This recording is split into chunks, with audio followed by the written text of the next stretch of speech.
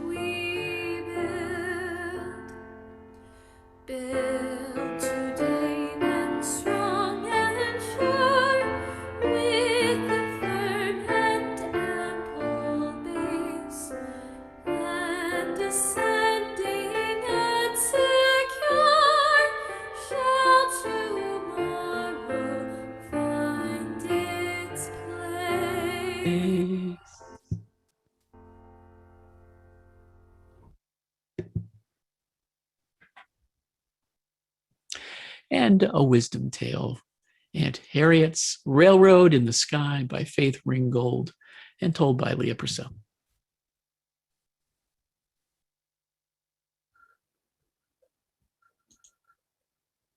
One day, Cassie and her little brother Benji were flying way, way up in the stars, and they came across an old ramshackle train in the sky. A tiny woman in a conductor's uniform appeared and announced, all aboard, Maryland, Delaware, Pennsylvania, New Jersey, New York, Niagara Falls, Canada, all aboard." Hundreds of bedraggled men, women, and children filled the sky and boarded the old wooden train. "Come on, Cassie," Benji said, jumping up on the train. "Let's take a ride." "Get off that train, Benji. I'll tell Mommy and Daddy," Cassie cried. But the train quickly moved off through the sky. "Come back, Benji," Cassie screamed. Then the conductor whispered in Cassie's ear, "Hello, Cassie. I'm Harriet Tubman. People call me Aunt Harriet. I carried hundreds of men, women, and children to freedom on the Underground Railroad, and I never lost a passenger." "Let me tell you about slavery, Cassie. We were brought here from Africa, enslaved, to work long hours on plantations for no pay. More of us died on the ships coming over than ever reached these shores. If we tried to escape and were caught, we might have a foot cut off or get sold away from our families. Then we would never see our family or friends again. It was against the law for an enslaved person to learn how to read and write, or to have a meeting, or even preach the word of God. Now, in honor of that time, every 100 years, that old train will follow the same route I traveled on the Underground Railroad. You missed this train, Cassie, but you can follow on foot. First, you must escape the slave plantation. Tell no one. Wait to hear my song in the night. Go down, Moses, way down in Egypt land. Follow the trail to the woods to the gray farmhouse. Cassie reached the farmhouse on the river and slept in a farmer's attic where it was dark and scary. The next night, Aunt Harriet's voice told Cassie to follow the road to the bridge several miles away. She was to hide in the graveyard until the gravedigger took her to the next stop. Cassie was more afraid of slave catchers than she was being afraid of being in a graveyard at night. Next, she went to a tiny yellow house where a little girl gave her a ticket for a steam car with a fake pass that said, Cassie Louise Lightfoot, freeborn in New York. At the next stop, a bookbinder hid Cassie in a secret compartment built into the wagon. He delivered Cassie to a funeral parlor. No one noticed her there. Later, the undertaker hid Cassie in a coffin and took her in a hearse to Niagara Falls. Now she was just over the bridge from Canada. Niagara Falls looked like a giant tea party with millions of cups of tea being poured. The steam from the falls formed a soft blanket and lifted Cassie up, up, up. She could fly. She flew over the falls across the bridge to Canada. She was free. She could see Aunt Harriet and Benji with baby Freedom tied to his back. She could see the passengers on the Underground Railroad and women all dressed in white flying in a huge circle around them. We are free. We have shook the lion's paw, Aunt Harriet yelled. Go down, Moses, Benji yelled. Let my people go, the others sang out. Cassie and Benji hugged and kissed each other. Never leave me again, said Cassie. I love you, Cassie, but I had to go. Freedom is more important than just staying together, said Benji. And I got to ride the Underground Railroad. And I learned what our great-great-grandparents survived when they were children, said Cassie. And that's the end of the story. I'm sure you've heard about Harriet Tubman before, but maybe not in a story quite like this one. Well, thank you for that story, Leah, and welcome to Albany UU Facebook viewers.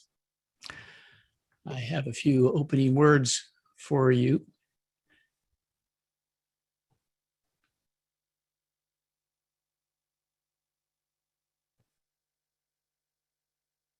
To begin our service, or begin this part of the service. Each one of us brings our personal story into the experience of this congregation. And we have such diverse life experiences. We come together from different cultures and backgrounds. We bring different sources of appreciation and celebration, sensitivities and wounds. And through shared commitments and values, through a shared covenant of relationship, somehow we develop a bond with each other beyond our differences that forms and reforms our Unitarian Universalist congregation. Over time, that bond grows deeper than the people and the building that currently identify us. Over time, that bond becomes a story that connects us in a love beyond belief.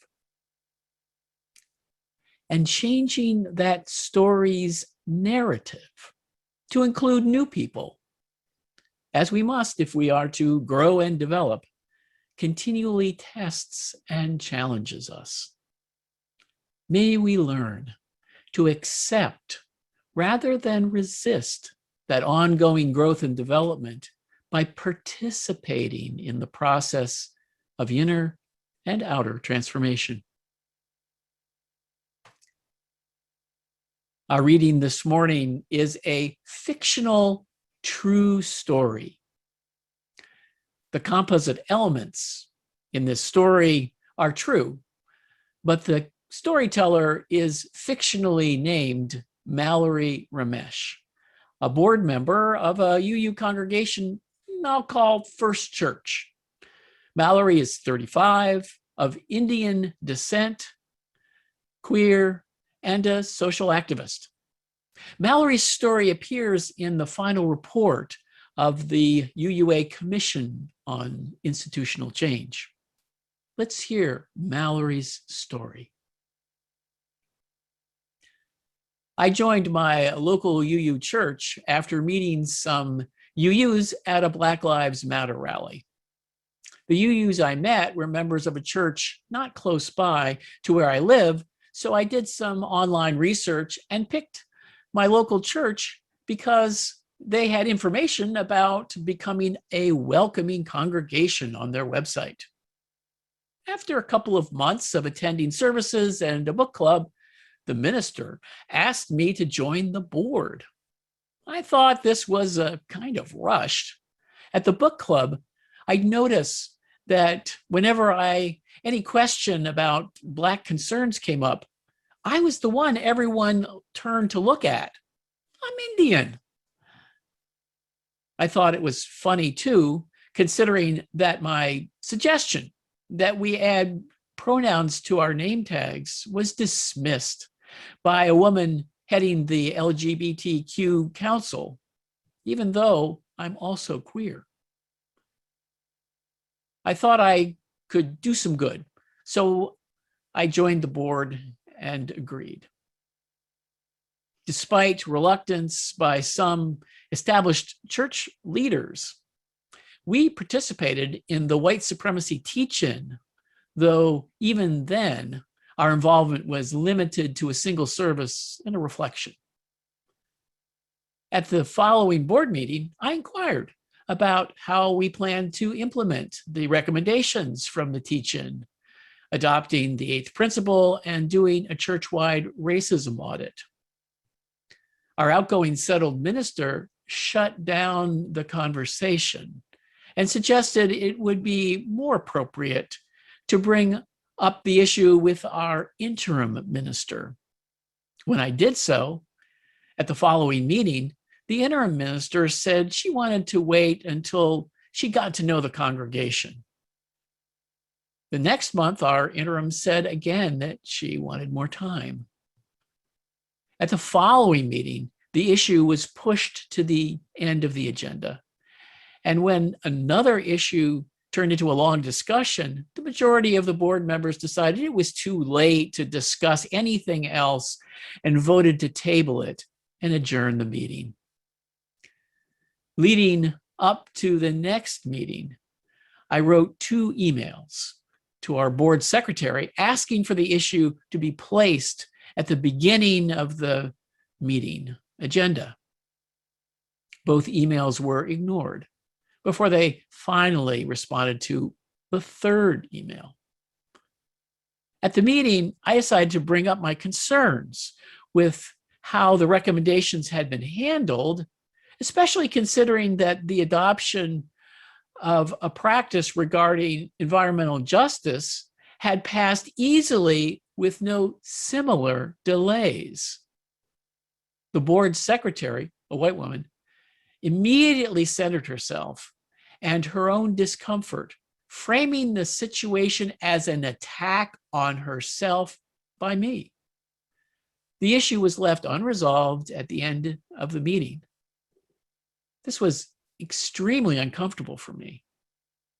During this period, my relationship with the board members in question soured, and several church members engaged in a whisper campaign against me, seemingly targeting my social justice views, with one member joking that I'd issued a fatwa against mentioning US presidents in sermons after I'd related complaints about an Independence Day reflection. Unwilling to encounter this on Sunday mornings, I stopped attending. Though I finished my board term, I missed meetings. I dropped out of the book club and no longer attend anything at the congregation.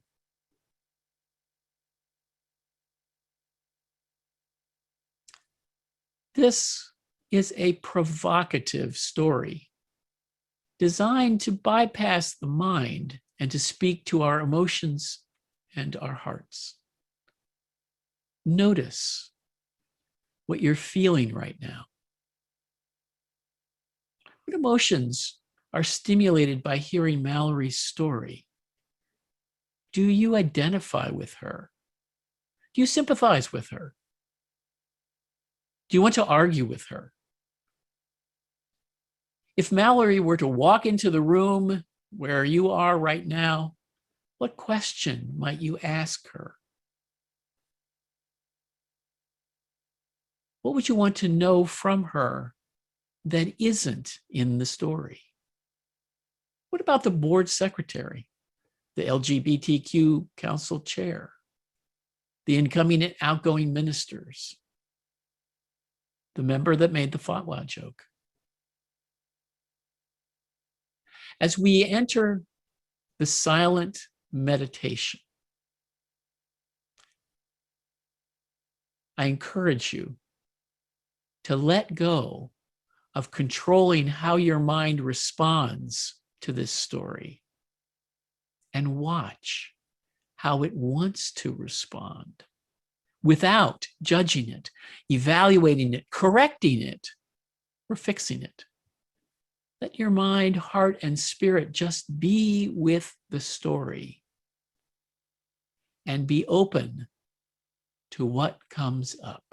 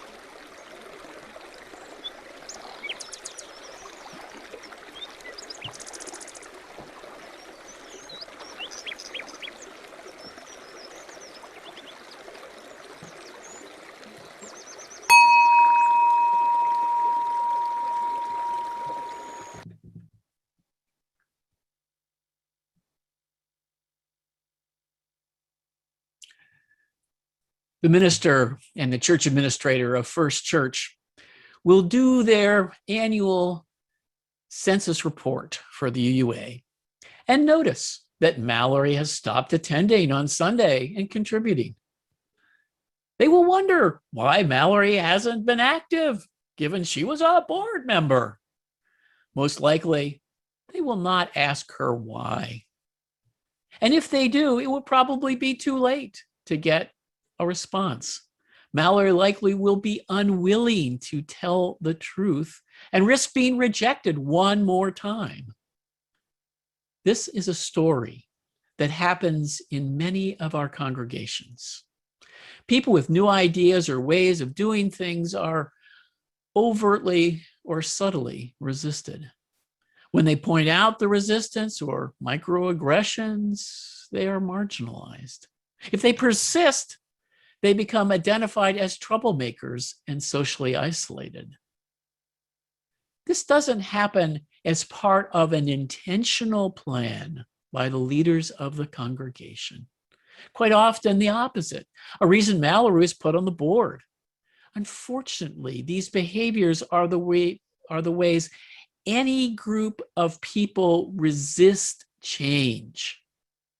In our setting, as congregations led predominantly by white folks, it reinforces and privileges the white status quo. And that is why it gets labeled white supremacy culture, one of the reasons.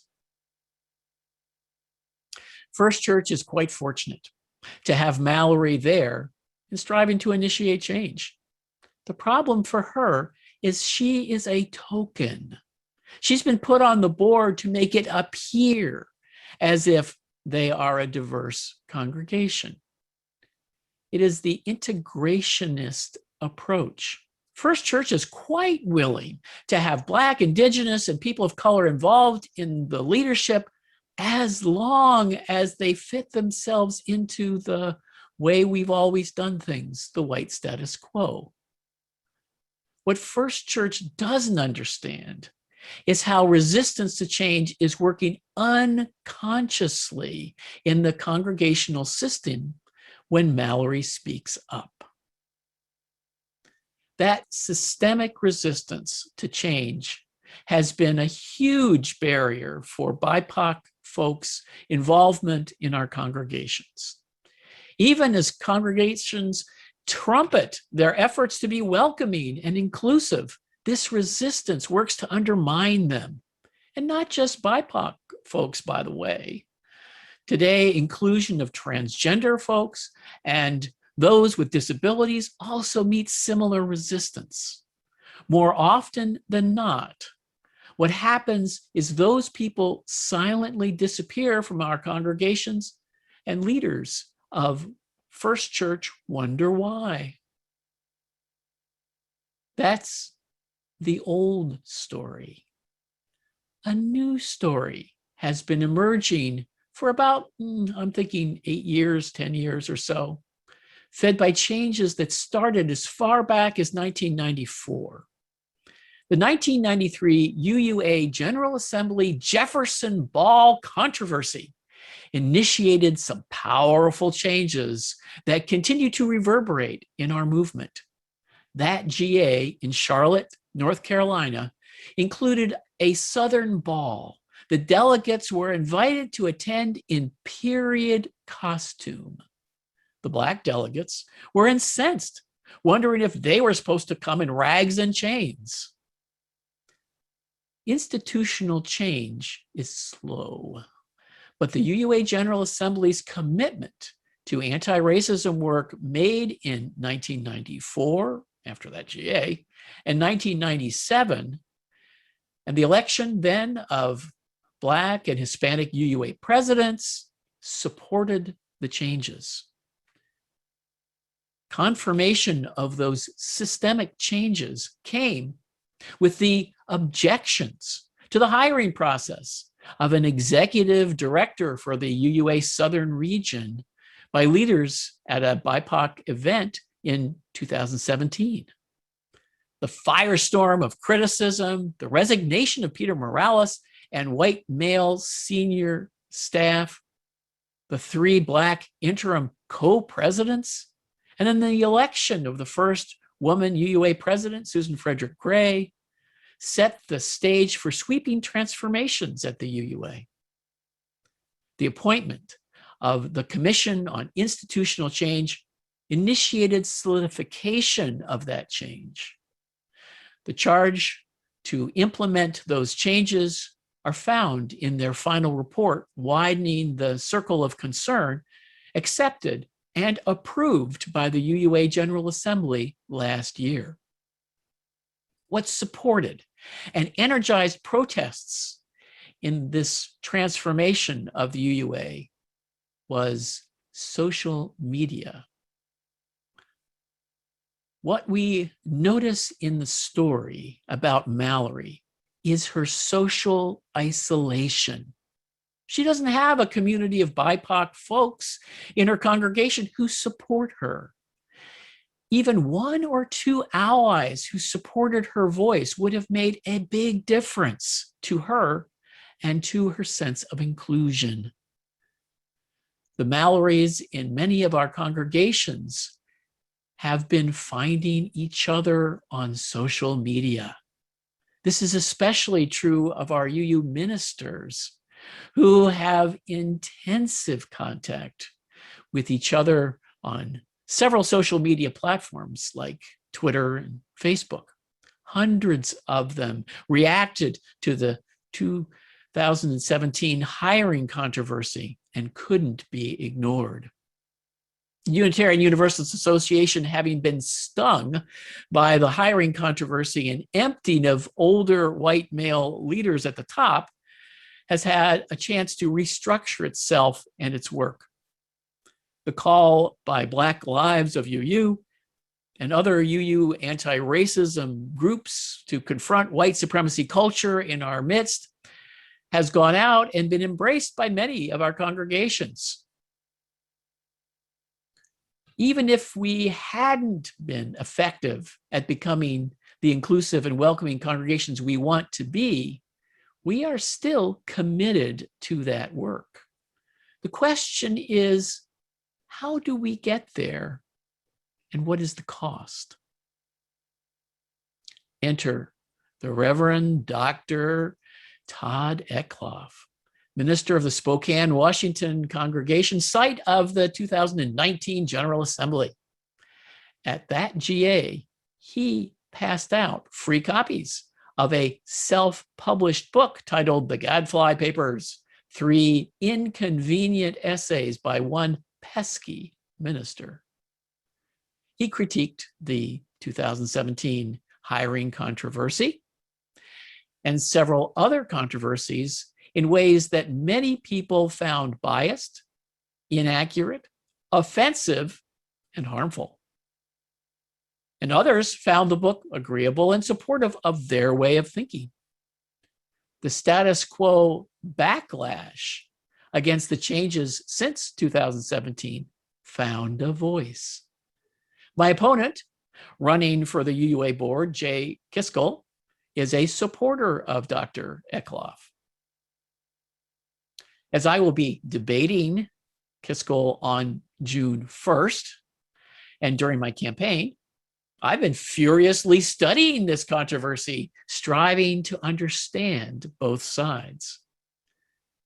I'm pleased to find out that Kiskell and Eckloff are committed to increasing the diversity and welcome in our congregations. Both are committed to working for a fairer, more just society. Both are committed to our 7 principles.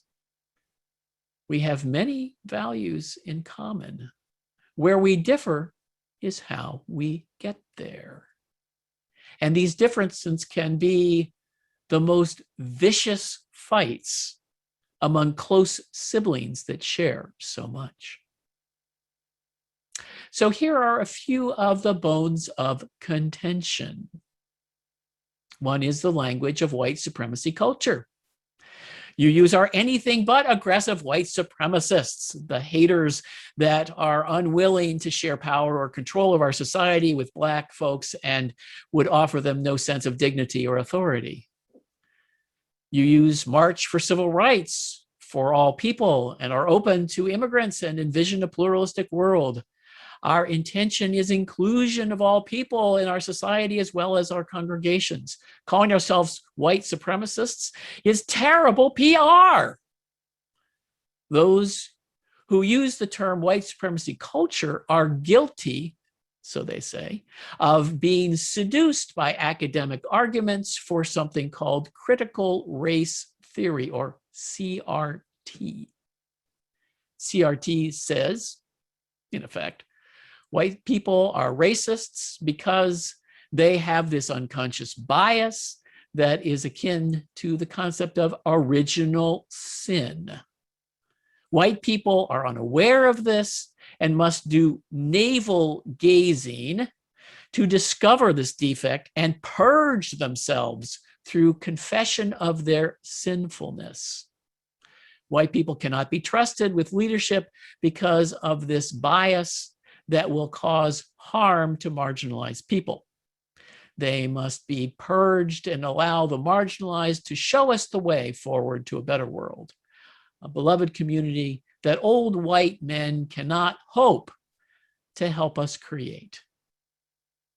And finally, if I, as an older white guy, want to critique CRT or woke ways of thinking, I need to shut up, or I will be shut down and accused of causing someone harm.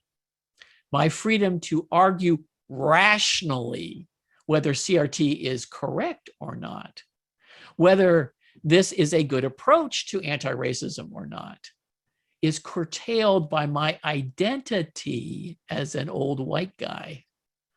My voice isn't relevant to this argument. Time for me to retire, go home, and take up a harmless hobby. I hope you are hearing some of the tenor of this argument. I know it well emotionally from the inside as an old white cisgender heterosexual white guy. And I disagree with it. And I disagree with it. The missing element is intention versus impact. Mallory was welcomed into the congregation enthusiastically. In many of our congregations, anyone who doesn't look pinkish or pale gets special attention, especially if they are melanin advantaged. First Church's intention, I don't doubt, was to welcome her. The impact, though, of their individual actions was just the opposite. The action of the outgoing minister and the interim minister resisting Mallory's suggestions was very reasonable, in my opinion. The impact, however, was quite harmful. Each person's action could be argued as rational. The overall impact was quite negative and isolating.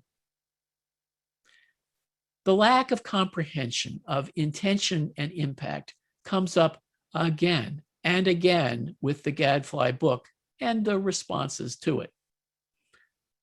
Gadfly, or Eckloff, as far as I'm aware, has never discussed the situations he brought up in his book with those who were harmed or offended by his presentation of those controversies.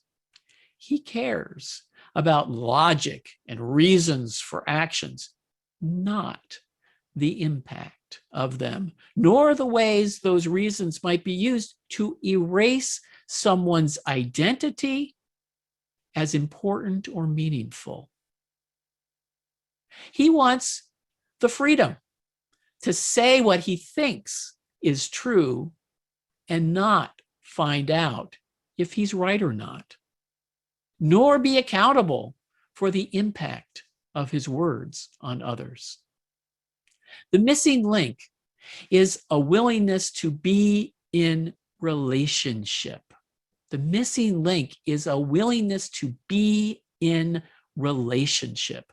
Again and again, Eckloff was invited to be in relationship to discuss the impact of his actions. He was happy to engage in the free search for truth and meaning if he can edit out the responsible part. Here is the way. Here is the way forward if we are to build beloved community. We need to be in relationship and respectful dialogue with each other, rather than being defensive when someone disagrees or worse, feels harmed. A better response is to be curious. Something like, oh, I'm sorry. The impact of my words or actions has caused you harm. Please help me understand your experience. Rather than arguing with what another person says is true for them, a better response is to listen reflectively and inquire more deeply. Something like, so when I said, I'm not a racist, you're suggesting I may not be aware of the impact of my microaggressive behavior. Help me recognize it. Rather than trying to shut down the other person with judgmental statements and associations, or by ignoring them or responding with silence, a better response is to be open to learning and responding. Something like, I don't fully understand or appreciate what you are saying right now. Please direct me to a resource so I can learn more. I want to find a way to preserve our relationship and be responsive to your concern. These are the missed opportunities by the members of First Church with Mallory. When she suggested adding pronouns to name tags, the woman who chaired the LGBTQ council could have asked a question to understand more and reserved judgment. She could have brought the request to the council where it could be discussed democratically rather than being preemptively rejected. The council could have done some research to learn more. Both the outgoing and the incoming ministers could have been much more responsive to both Mallory and the will of the congregation rather than being elitist and trying to decide what would be best for the congregation. The board secretary, instead of getting defensive, could have acknowledged the harm of not being responsive to Mallory's 2 emails, owned her resistance to responding publicly, and been willing to be open to the will of the board by putting it first on the agenda. In these cases, and in almost all the situations where there is a conflict between intention and impact, the failure isn't in the conflict. The failure isn't in the conflict. It is in the response to the conflict being identified. We are regularly tripped up by our good intentions that have terrible impacts, such as the stuff of all situation comedies. What is funny is the way perpetrators try to avoid the consequences of their actions. Unfortunately, it isn't funny in our congregational context because people really do get hurt. I can testify through many failures of intention that didn't lead to the impact I desired, that these situations can't be avoided. It is hopeless to try to be free from them. The way through these situations is what you do next. What is needed is to restore relationship through curiosity, through inquiry, through active listening, through learning, through responding.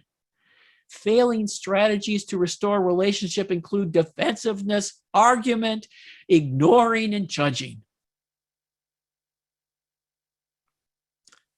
I see the Unitarian Universalist Ministers Association and the Unitarian Universalist Association leadership crafting a new way to build our association using principles that prioritize maintaining and restoring relationship over the freedom to write and to say what causes harm without a commitment to be accountable and responsive. This is the better way to work through intention versus impact problems, This is the better way to build the kind of welcoming and conclusive congregations we desire.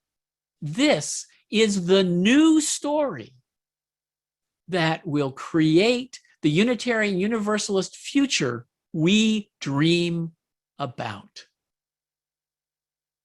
So be it. Good morning. I'm Dick Dana, and I am the service associate today. An important way we celebrate life each Sunday is by offering an opportunity to practice generosity.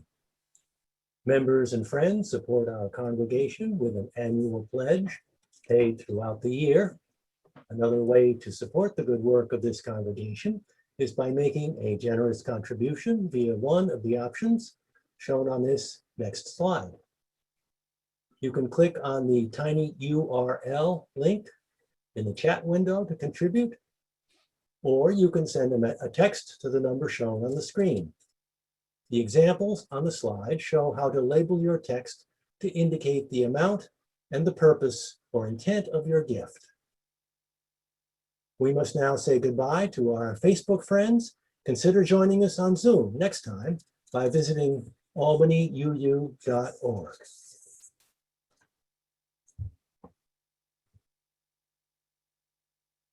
Our offertory music is Open the Window by Elise Witt. Our musician is Elena Karpov.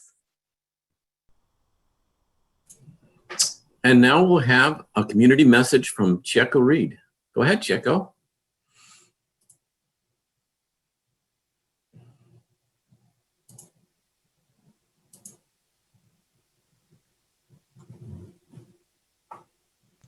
Something is wrong. Okay, good morning, everyone. My name is Checo Reed.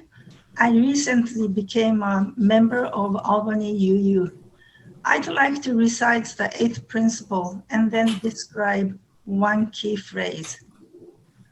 With the member congregations of the Unitarian Universalist Association, covenant to affirm and promote journeying toward spiritual wholeness by working to build a diverse, multicultural, beloved community by our actions that accountably dismantle racism and other oppressions in ourselves and in our institutions.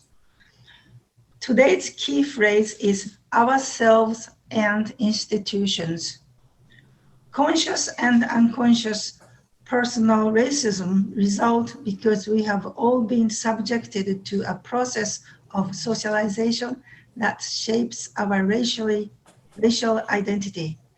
Knowingly and unknowingly, these individual racism behaviors contribute to systematic racism expressed in our institutions. The 8th principle calls us to seek greater knowledge and understanding of ourselves and accountably act to transform ourselves and our institutions by dismantling racism and other oppressions. Now, let me add a few words here. I was born and raised and worked in Japan, although since my naturalization in 2016, I am officially an American. I was lucky to have lived and worked also in Europe and Southeast Asia. In living among different peoples, I learned that it is important to see who is behind the facade of race, nationality, social demography, and gender traits.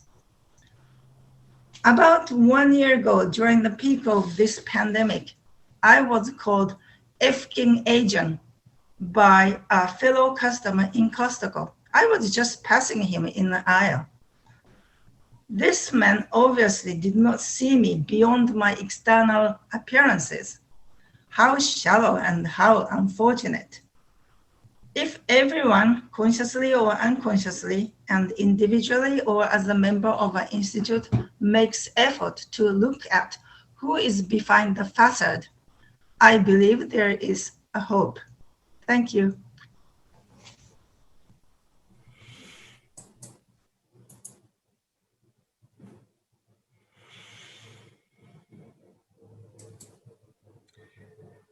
And now this is the time set aside in our service for sharing significant personal milestones in our lives.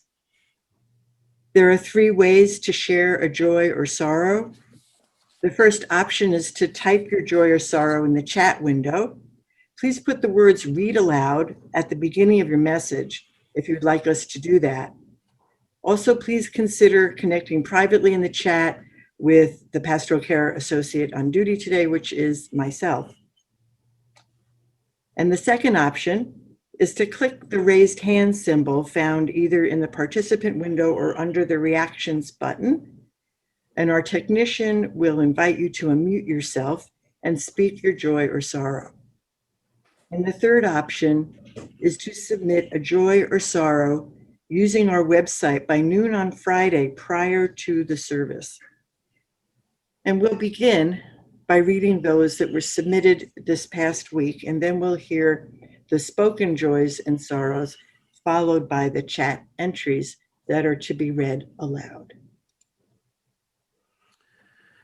Thank you, Sharon. And we begin with this concern from Nancy Willie Schiff. She says, I am grieving the loss of a dear, dear friend, John Flynn, who passed away on Tuesday, May 18th, from pancreatic cancer. Even though he had hospice care, his death is an example of needless suffering at the end of life that could have been avoided if New York permitted medical aid in dying. I hope that members and friends of Albany UU will contact their lawmakers in Albany to express their support for medical aid in dying.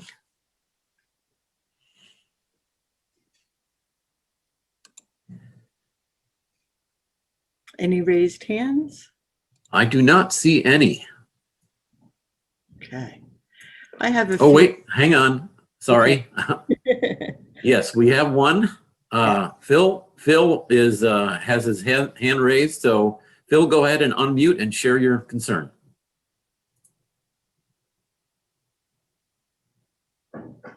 Am I unmuted now? Yes. Okay. Good morning, ladies and gentlemen. I wish to give you an update on my current situation. After coming back from a very nice lunch on Monday, I had complained that I still smelled the mouse smell. We turned over couches and rocking chair, and to the right of the cushion of the right of the pillow in the couch was a very dead mouse. That mouse was there probably for weeks, if not months. It's been discarded. The mouse smell is nearly gone. The other concern is that a witness did tell me she saw someone flat on his back who jumped out a six-story window a month ago, and the building has chosen to put clips on our windows and refuses to negotiate adjustment. I'll talk more to you privately. Thank you.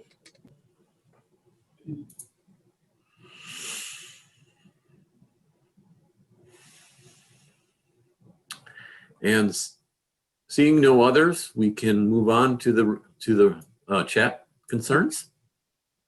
So we have a note from Dave and Sandy Stone that their eldest grandson, Jonas, turned 19 this past week and completed his first year at Hudson Valley Community College in the electrical program. Great. Congratulations. And from Tanya and Tom Hoteling that Tom celebrated his 76th birthday yesterday. Happy birthday. You don't want me singing.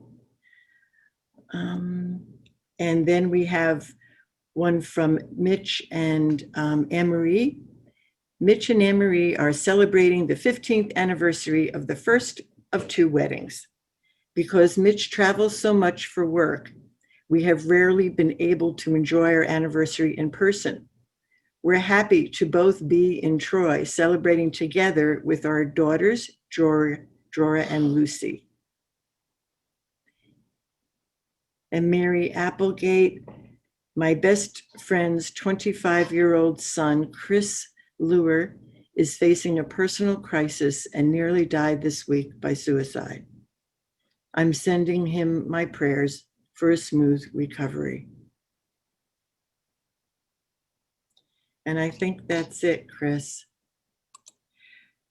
So for all the joys and sorrows that remain unspoken, let us hold all that we've heard and felt in our hearts.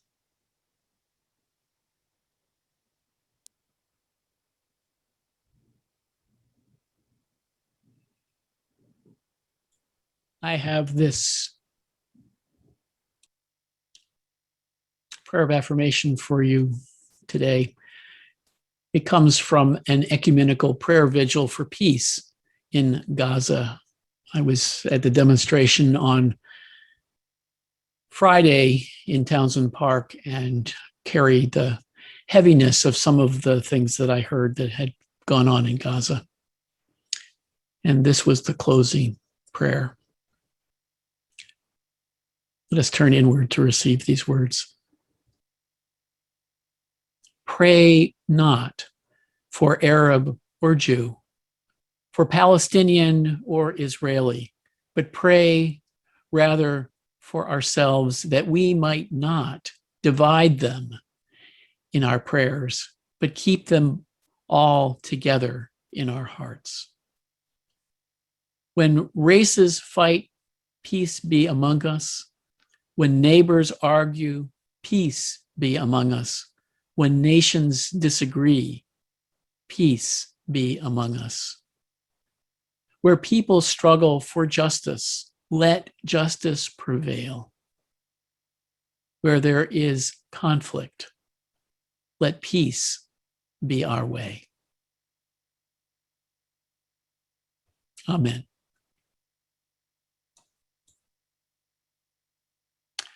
And our closing song is Faith of the Larger Liberty, a Bohemian Brethren tune with words by Vincent Silliman, and Elena Karpov will lead us in this old rousing standard.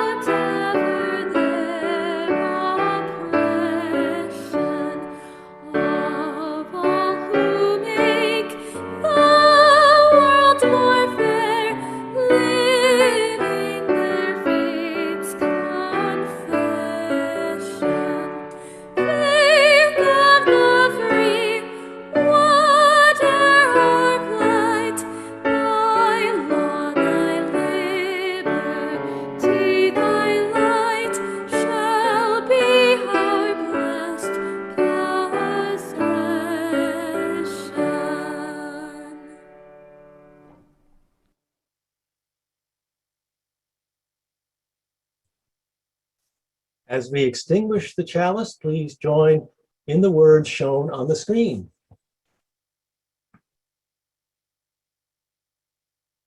We extinguish this flame, but not the light of truth, the warmth of community, or the fire of commitment. These we carry in our hearts until we are together again. Our closing words are a poem by Reverend Victoria Safford entitled Gates of Hope. Our mission is to plant ourselves at the gates of hope, not the prudent gates of optimism, which are somewhat narrower, not the stalwart, boring gates of common sense, nor the strident gates of self-righteousness, which creak on shrill and angry hinges. People cannot hear us there. They cannot pass through. Nor the cheerful, flimsy garden gate of everything is going to be all right, but a different, sometimes lonely place, the place of truth-telling about our own soul first of all, and its condition, the place of resistance and defiance, the piece of ground from which you see the world both as it is and as it could be, as it will be, the place from which you glimpse not only struggle, but the joy of the struggle. And we stand here beckoning and calling, telling people what we are seeing, asking people what they see.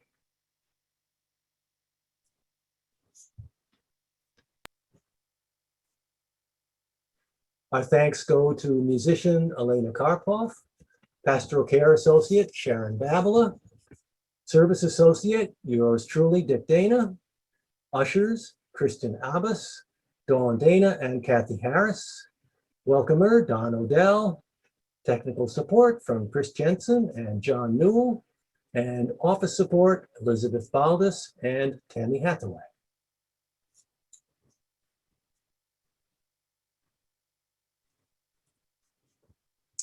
And we have no announcements that have been submitted today that I'm aware of. But if you are interested in making a live announcement at this time, please click on the raise hand symbol found in either the participant window or under the reactions button in your Zoom toolbar. The technician will cue you to unmute yourself and present your announcement. And we'll start with Jean Poppy. Jean, go ahead. Thank you. I am very pleased to announce that the UU Unified Community Fund, thanks to your generosity, collected $9,700. And that money will now be distributed to the 3 organizations that SRC had chosen. To the Regional Food Bank of Northeastern New York, a member of Feed America, which supplies food pantries, helping to feed the poor and the hungry in Northeastern New York. To Joseph House, whose mission is to provide non-judgmental services to end homelessness, providing emergency shelter and support services to, on average, 1,700 men, women, and children a year. And finally, to United Tenants of an Albany organization working with individuals and communities to promote and preserve safe, decent, and affordable housing for all. Thank you so very much. And we move on to Julie Lameau. Julie, go ahead, make your announcement. Unmute, please. Yeah, okay. Hearing Phil Rich and others talk about depression and suicide reminded me that it's very important to say May is Mental Health Month, and more and more people are suffering. The pandemic has exacerbated that, but that's a huge minority that there's still a strong stigma. I came out as bipolar now about 15 years ago, but it was very difficult for me to do that. And I'm glad I did. But there are many people ashamed of going public with their mental illness or of reaching out to others. So I just like to remind people to be sensitive and reach out. And if someone is hurting, ask them about it. And also we need to be proud. I'm proud to be bipolar. As people probably know, I'm an artist and writer, but many people are deeply in the closet. So thank you.